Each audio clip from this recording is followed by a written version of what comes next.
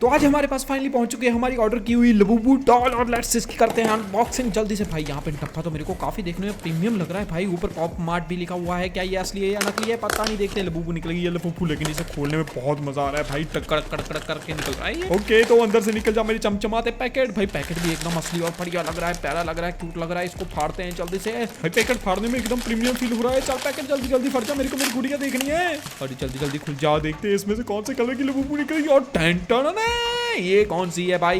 इसकी गर्दन घूमती है एकदम 360, इसके पंजे भी घूमते हैं गोल गोल और चुड़ैल की तरह इसके उल्टे पैर भी हो जाते हैं। भाई कुल मिला के ये तो चुड़ैली गुड़िया ही है।